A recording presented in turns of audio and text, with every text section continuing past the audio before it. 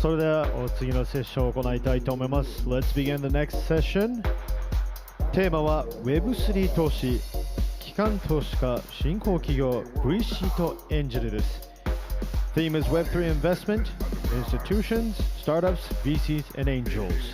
Speakers are Mizuho Securities Head of Innovative Startup Strategy Department, Akihiro Okishima, Apollo Singapore Investments Pte. Ltd. CEO, Kunal Chowdhry, Spartan Group co-founder and partner, Melody Hu, and Infobip Director of DevX and Startups, Nikola Pavicic.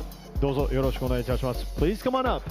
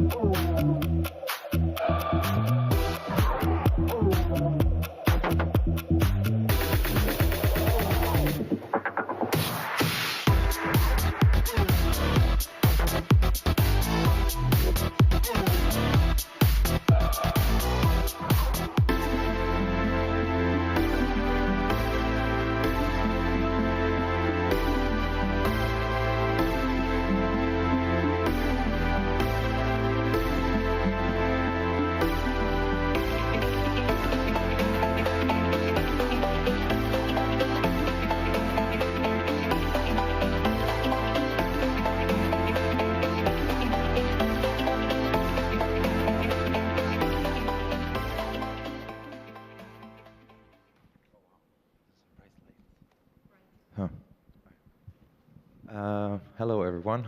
Welcome to, well, it's late in the afternoon on day 2, so people are getting tired. The lights are very bright, so I think the audience is pretty full, so we're like, yeah, so we're going to talk a little bit about investments in this panel. It's about half an hour, so usually time flies by, but we'll see to make it as concise and interesting as possible. We will talk about, all kinds of and types of investment in obviously the Web3 space, from VCs and CVCs and more institutional investors, family offices, crypto-focused VCs as well. And I have a great panel here of guests, but maybe it's best if I let them introduce themselves, or so we can start here. Melody, would you give us a brief intro about yourself and what you do? Of course. Yeah, thanks for having me. My name is Melody. I'm one of the co-founders of Spartan Group. Spartan Group is an Asia-based fund and investment banking group. We have about $400 million under management. And we also have one of the earliest and the biggest investment banking service called Spartan Advisory under Spartan Group. Yeah, thanks. Right. Kunal?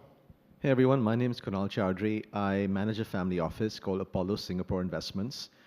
We have offices in India and Singapore. And we are a more traditional family office, but we've recently started looking at investments in the crypto and blockchain space. And we're probably one of the few family offices that does this, because family offices tend to be a little more conservative. So very happy to be here. Thank you. Akihiro-san. Okay, thank you. I'm Akihiro Okishima from Mizuho Securities. Mizuho Securities is in the investment banking arm of Mizuho Financial Group. I'm the head of Innovative Startups Strategy Department. And we are supporting the cutting-edge technology companies, including startups and including the Web3. I'm happy to be here today. Thank you. Thank you. Well, maybe basic question to start with. How do you guys see the evolving landscape in investing in crypto in the last past few years? It has been a bit of a bumpy road, perhaps, here and there. But yeah, interesting to see your take, and we can take it from there and see then perspectives from your respective institutions, right? Yeah, I can, we can do the I same can order, start yeah. personally. First time I heard about Bitcoin was 2012. And it was the narrative of, I don't know what that narrative was back then. It was like a magic internet coin. I didn't become interested right away because I had very stable bank access. I didn't think we need internet money that is not relying on the government. So the first time I started investing in crypto was when a startup decided to build a cross-border payment system on Bitcoin. So for me, the investment thesis has been coming from blockchain or crypto being the fundamental infrastructure to back the future financial system and the financial infrastructure under the next generation. I think the investment thesis hasn't changed. We still are very interested in the technology and the infrastructure initially that the entire crypto has started with, to build more, even more mature infrastructure to support not just crypto native currency, but also for the future, what types of assets we can move on chain. In this journey that we had, so the first time I invested, it was, I think, 2015. So it's almost 10 years, right? So throughout this past 10 years, the market has changed a lot. A lot of new narratives have come and gone. But fundamentally, it's about, like for me, is most interesting things is this is a new infrastructure for finance. Another areas that we're very focused on is IP, gaming, entertainment. So we have two venture funds, one focused on infra and DeFi, another one focused on entertainment, metaverse, and gaming. And we're seeing, I mean, the waves comes and go. We are seeing that infrastructure deals are quite crowded already. There's a lot of infra deals that are very high valuation. We're seeing the applications are still at a very, very reasonable valuation. And we believe this application will be able to, if successfully, they will be able to bring the next generation of mainstream users, which is really an area we're very, very excited about. I mean, there are a lot of new things that are happening in the space, right? I do think, yes, it's been volatile, but we are very optimistic. Like, we are very hopeful, and we understand we have to go through many volatile cycles before we get to adoption. So, yeah. Perfect. We'll look at this kind of macro and micro level a little bit further on as well. But Kunal, maybe from your perspective, like you said, family offices are more conservative traditionally. What is your take on investing in crypto as a family office? Maybe also, since you already compared to other family offices, I guess you being less conservative to some of them, how do you compare to other ones that maybe invest in crypto as well? Yeah, happy to address those questions. I think first of all, from a family office perspective, I think the lack of regulation in this industry was a big impediment to any of them investing in this space, because the last thing you want to do is fall foul of a regulator in any of the geographies you operate in. And then as a result, the rest of your investments are at risk. So I think the big game changer has definitely been the launch of the Bitcoin ETF earlier this year. That really has spurred institutional adoption for crypto and Bitcoin in particular. And the Ethereum ETFs, which were launched just last month, have only added to the institutional adoption in this space. However, that said, institutional investors and family offices tend still to be wary about other crypto projects because there doesn't seem to be that much of a use case for them yet. It's very easy to explain, what the use case for Bitcoin is. Bitcoin is digital gold, easy to explain. Ethereum is used predominantly for DeFi. It's the underlying blockchain for DeFi, easy to explain. And Solana more recently, for better or for worse, has sort of become the blockchain for meme coins. It's more of more of a speculative blockchain, I would say, in its current format. But that said, you have many other hundreds and thousands of cryptocurrencies which take up a lot of mind space and get a lot of attention. And unfortunately, from a pure investor perspective, without a clear use case for those, it's very difficult for family offices to actually invest in these assets. So, one thing that family offices such as myself do, we do look at blockchain companies and blockchain projects. They're just other sorts of Web3 companies, and we're quite comfortable investing in them. But again, there has to be a clear use case for whatever it is that they're trying to do. And that's not always obvious at first sight. And there was a lot of use case being thrown around as well, and it's sometimes questionable. Aki-san, like I'm sure people are interested, institutional investors, Japanese institutional investors. How does Mizuho Securities look at crypto investment, crypto funds, contributing to crypto funds? What is your perspective? That's a great question. Regarding digital assets as investment targets, the volatility of their prices and unclear price formation factors make it difficult for general investors to take on investment risk. Therefore, traditional financial institutions are not recommending them to their clients. Institutional investors have been increasing their investments in alternative assets recently, starting with infrastructure, real estate, and buyout funds, which have easily understandable risks. In the case of Japanese institutional investors, investing in digital assets is still in the observation stage. The same can be said for investments even in venture capital. However, there has been an increase in cases of projects backed by real estate-based security tokens, where price formation factors are clear. We, Mizuho Securities, is actually handling such cases. In the US, as you know, Bitcoin ETFs have been listed, making it easier for investors to participate in ETF form. However, the difficulty in understanding risks remains unchanged. So the barrier for Japanese institutional investors to participate is still high, even if crypto ETFs are adapted in the Japanese market in the future. For institutional investors to enter in earnest, there needs to be a certain level of established risk analysis methods for digital assets. Thank you. And do you think that other institutional investors in Japan, they all share the same opinion? They're all in the observation phase? I think so, because we are always compete with our competitors, and I haven't heard of that.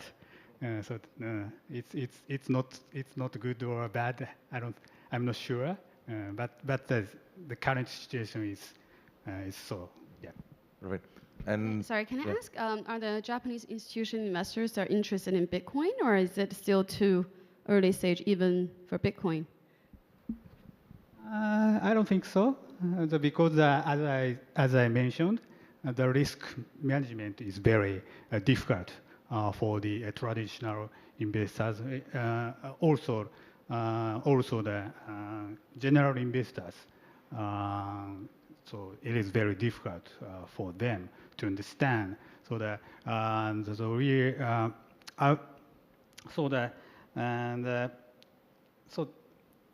is why we are focusing on the security tokens. Right. Yeah, that is relatively easy to understand and grasp the risk, right. Real risk. It's because it's in the comfort zone, I guess, in the securities area. But and then on the other side, for crypto VCs, Melody, like we had interesting discussion backstage about tokenomics, and what is your perspective as a crypto VC with figuring out projects that you invest on, actually in the whole splitting. I'm sure we're gonna. I don't know. I guess most of the panels I end up talking that had to do with Web3 and crypto end up talking about regulation in the end somehow. So we can always touch upon that. But what is your perspective there, especially when you, and I'm sure a lot of audience is interested, when you evaluate project as a perspective from a VC, what's relevant for you on tokenomics side?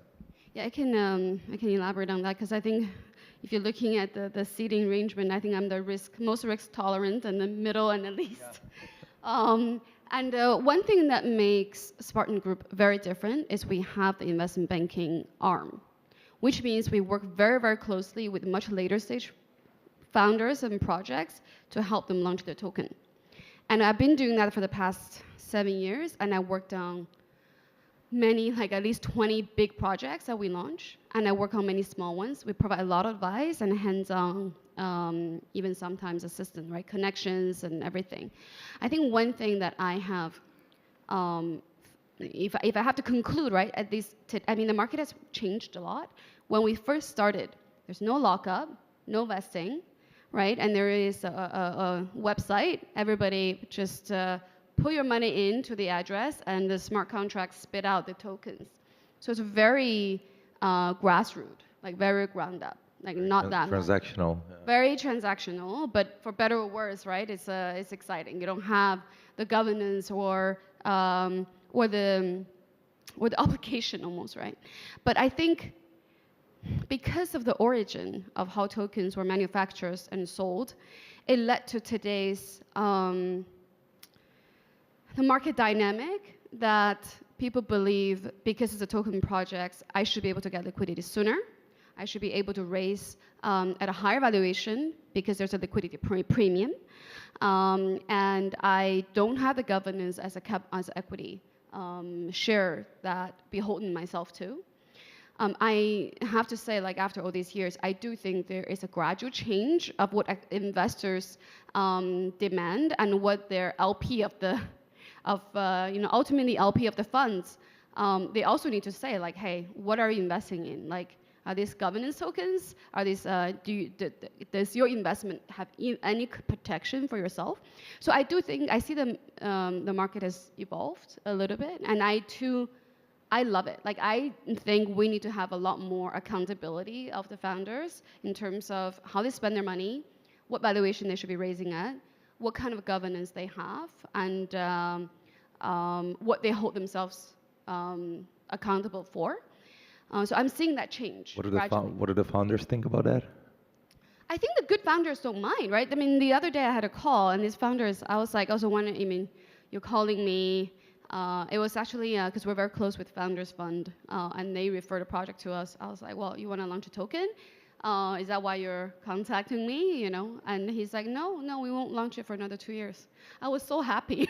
I was like, oh, I'm so happy to hear that, because very rarely founders come to us for advice, especially go-to-market advice on like Asian markets. They always want to do it because they're like, oh, we're going to launch a token in 3 months' time. I need a community. Essentially just people who want to buy their tokens, right? And they come to us and ask for us to connect them with marketing firms, KOLs, managers, like all these, participants in this entire token ecosystem. So I was really happy that I met a founder and told me, like, I'm not thinking about it for another 2 years. And I'm really happy that came from a very reputable fund, because if they have the patience to wait, the founders will have the patience and the confidence, right, to keep building. And they don't need to earn that money back for another, 3 years' time. So I know he's long-term incentivized. Right. And Kunal, you think there should be, I think you'd agree that there should be some more accountability on towards investors on the founder side, right? Yeah, 100%. I think accountability is a good thing across the entire ecosystem, and make sure that incentives are aligned. And I think what we saw in the last crypto bull run, which ended in late 2022, was that retail basically got shafted at the end, right? They were left holding bags, and it led eventually to a crypto winter, which is frankly still going on, right? And people have long memories. If you lose money once in something, or you lose money twice, you want to remember it the next time. And so the entire ecosystem from the very beginning, from launching the token all the way to vesting and how people get remunerated at different parts of the cycle, is extremely important. And picking up on what Melody just said in terms of people delaying their tokens, I think obviously, good governance is part of it. And another thing to think about is the market right now can't afford any more token launches, because I truly believe that we haven't, while Bitcoin has done very well this year, everything else apart from meme coins is still pretty much stuck in a downward spiral. So any smart project is not launching tokens anytime soon until the entire market comes back. And the entire market is only going to come back when Bitcoin gets to $80,000, $90,000, $100,000. Until that happens, everything else is pretty much going to just stay the way it is. So if you're building a project in Web3 and you want to launch tokens for that project, you need more liquidity to come into the entire ecosystem for people to buy your tokens. And that's only going to happen through Bitcoin, unfortunately. And that's just the way it is. So I think the mutual message here is waiting a little bit. Aki-san, like on the institutional side as well, like, do you think when would Japanese investors be more comfortable with investing in more than security tokens? Important question. Yeah. And I'd like to touch the more positive positive side. And as you know, for investors, general investors, or all investors, it is important to see how the risk-return characteristics of the entire portfolio change by incorporating cryptocurrencies into their portfolio. That's a key point. So that in the future, after we solve the challenge we are facing now, as many cryptocurrency-related assets accumulate track records in the future. After that, characteristics such as low correlation with traditional assets become clear, and the benefits of including them in the portfolio will be clarified. And then an expansion of the investor base can be expected in the future. I hope so.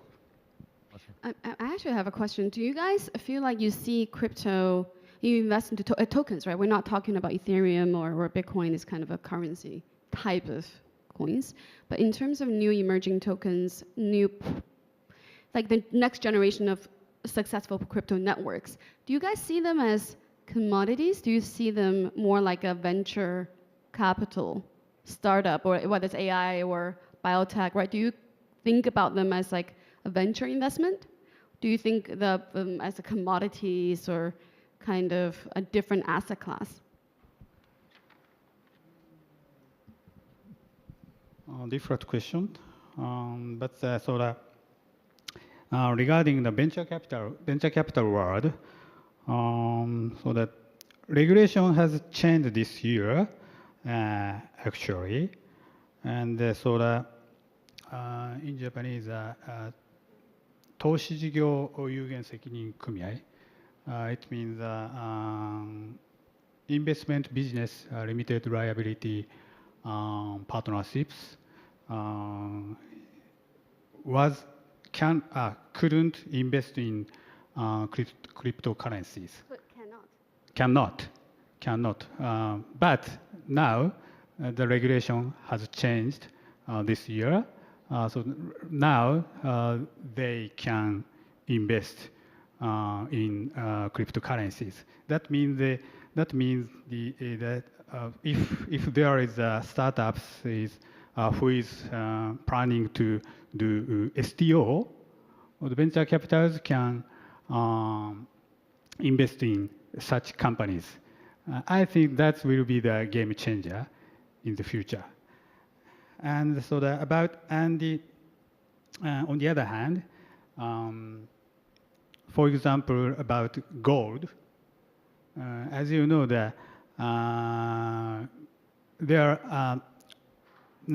we have the gold ETFs, and when it was adopted, gold ETF, it was a catalyst for general investors to enter into the gold market.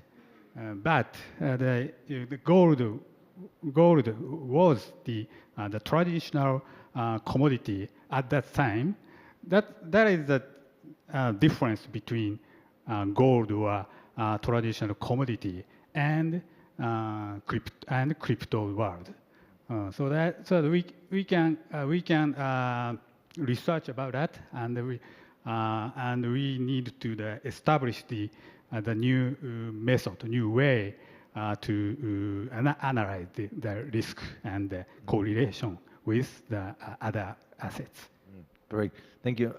See, we're rapidly running out of time, but speaking about Japan, considering we'll be here, but we talked a little bit about it as well in Kunal, Melody, maybe very brief perspectives on how you see the same kind of situations in Singapore where you both are based on. Maybe Melody, your take on Hong Kong as well, or something like very, very briefly, how you see this ecosystem evolving in terms of investment and of course regulatory, which is kind of inseparable in a way.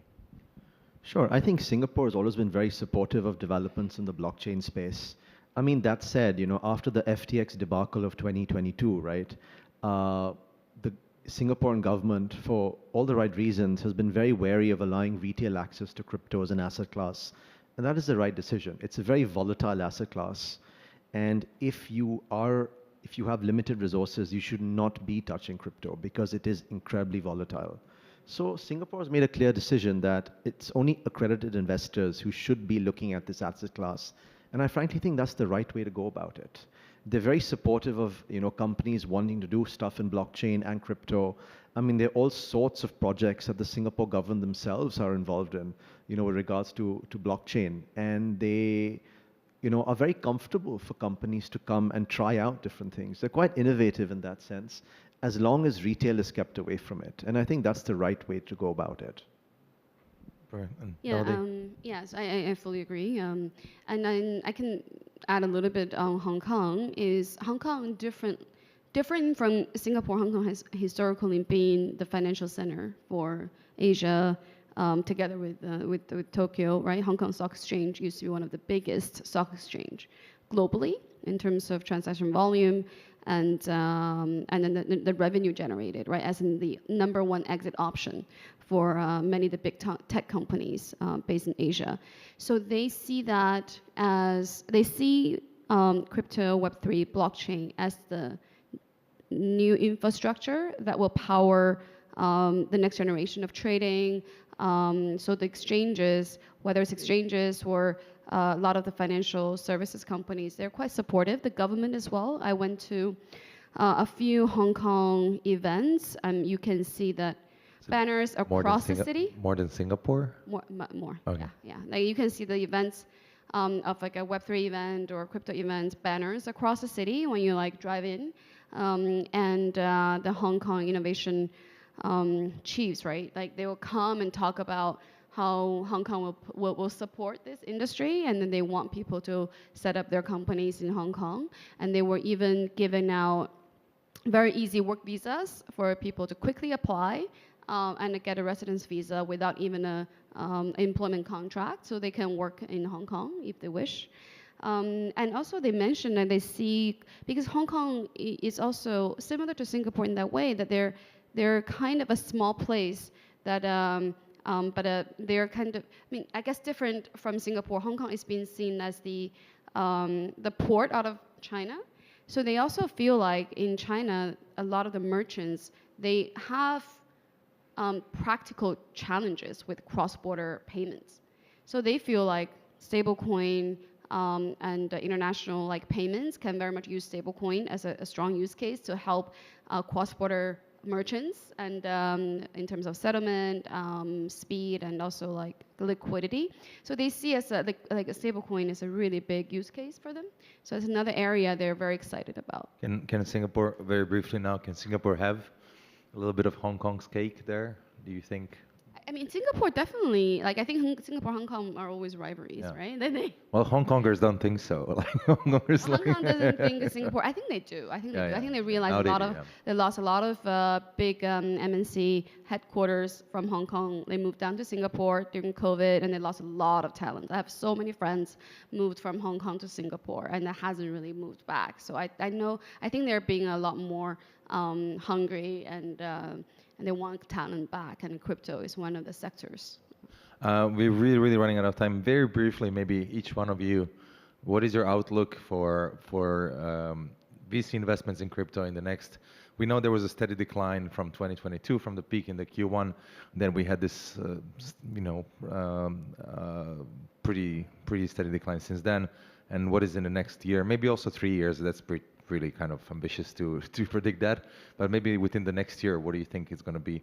Oh, I mean, overall, globally, not necessarily just focusing on Asia or Japan or Hong Kong. Now it is expected that the spread of security tokens backed by transaction assets will gradually increase. And in the future, after we get used to the investing in digital assets, after that the crypto world will make them bigger and bigger, I hope. Thank you. Kunal? Institutions are here to stay. I mean, we're seeing massive institutional adoption in crypto, and as I've mentioned before, once money goes into Bitcoin and Ethereum, it'll flow to other parts of the ecosystem, and at least that is my viewpoint. And I think we should hopefully start seeing some of that in Q4 this year and Q1 next year. Yeah, for me, it's all really about where the best founders choose to work in.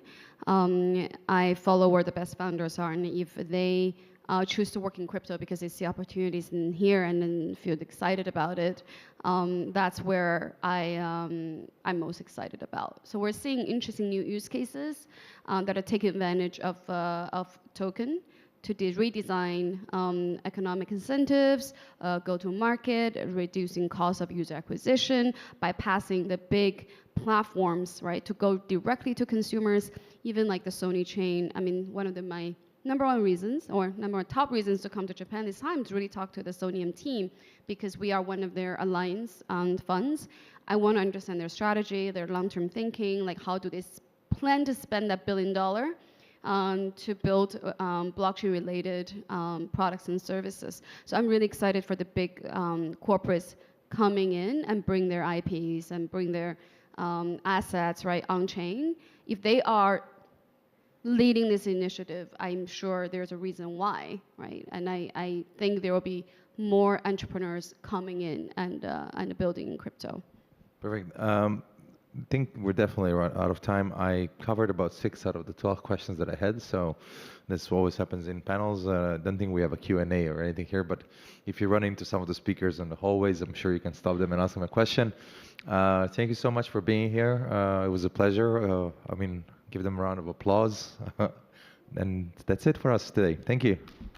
Thank you. Thank you very much. If you can stand at the center of the stage, you would like to take a photo. さあ、記念撮影の方ですね。テーマは Web3 投資、機関投資家、新興業、VC とエンジェルでした。A little close to each other. Thank you very much.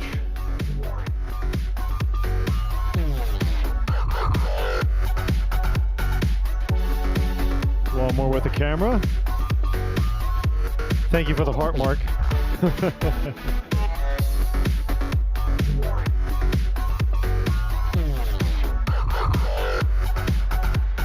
Thank you very much for the session. ありがとうございました。Thank you. So now we're going to begin the next session very soon, so please be seated and let's get ready soon.